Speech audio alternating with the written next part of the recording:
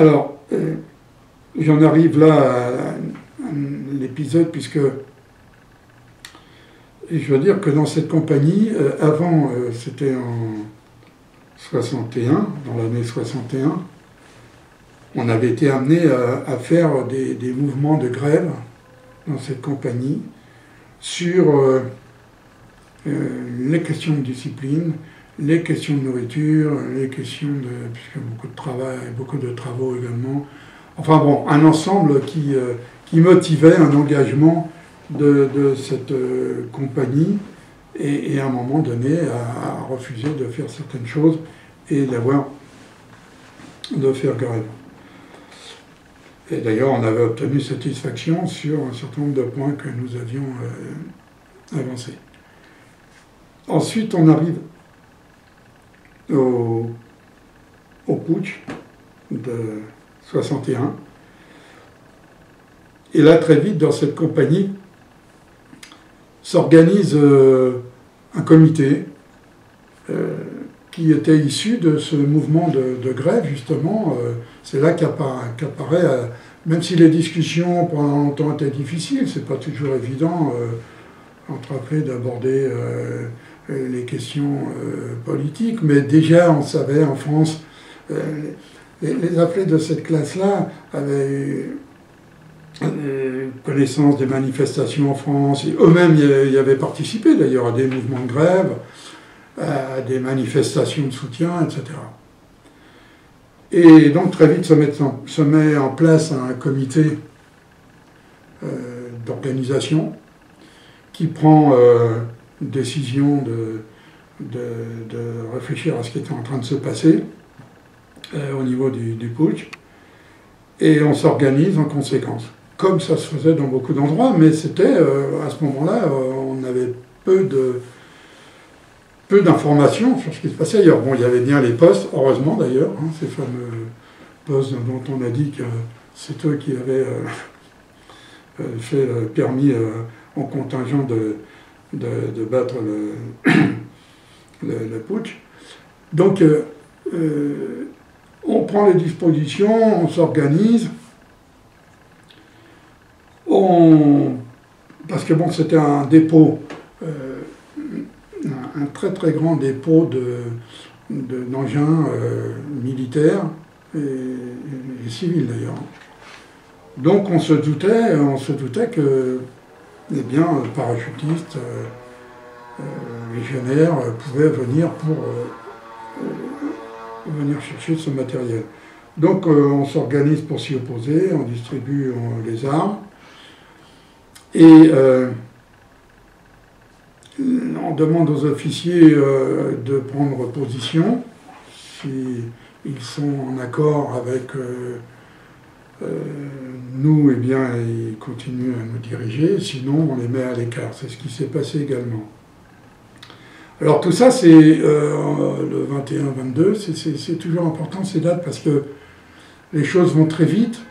On apprend également que des mouvements de grève, un mouvement de grève général est initié en France par le syndicat, notamment la CGT, que des appels sont lancés en France pour appeler les soldats à s'opposer.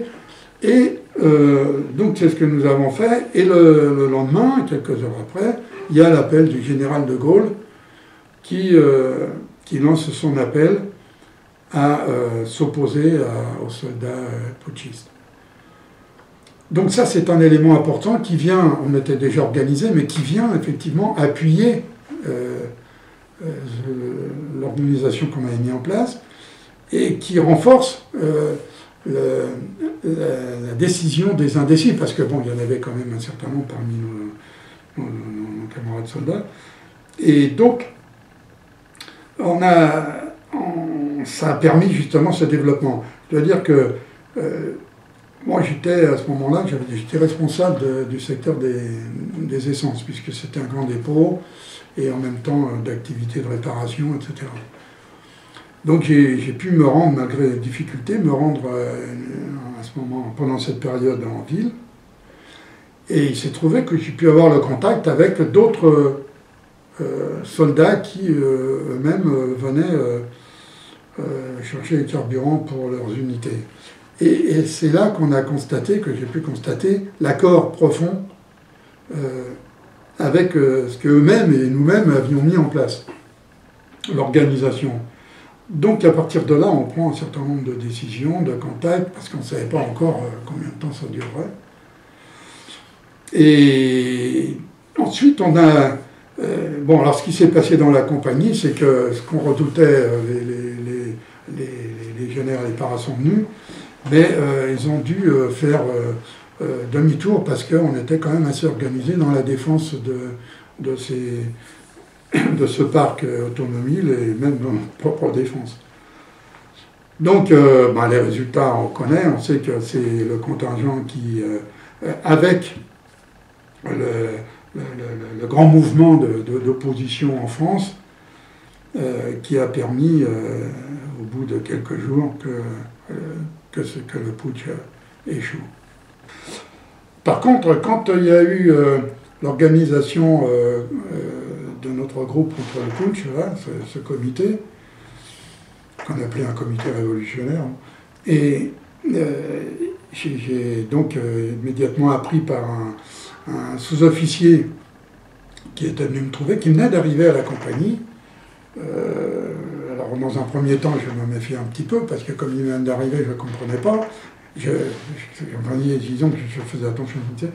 Et il me disait, attention, on vient d'avoir une réunion des officiers et sous-officiers, et l'accent, le commandant a dit, a mis en garde contre le soldat Jean Vandard, qui est peut-être un agitateur de ce qui est en train de se passer. Donc il faut faire attention, il faut le surveiller.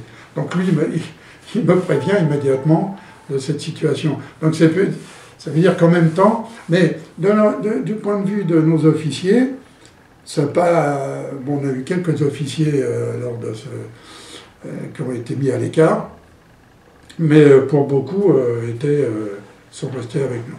Moi, je rappelle aussi une anecdote, c'est quand je parlais des mouvements de grève qu'on avait eus en 61, quelques mois avant le putsch.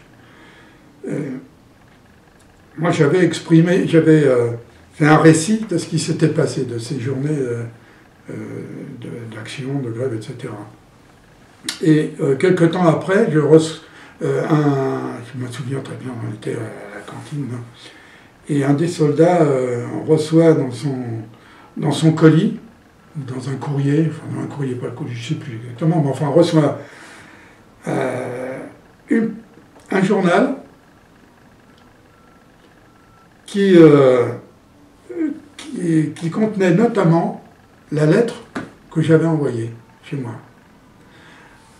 Et c'était un peu... Alors donc cette lettre relatait évidemment ce qui s'était passé, et ça a été l'étonnement de savoir que...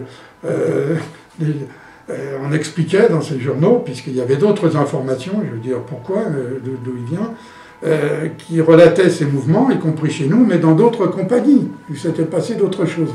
Donc c'était un lien important, et cette lettre a été écrite, réécrite aux familles, etc.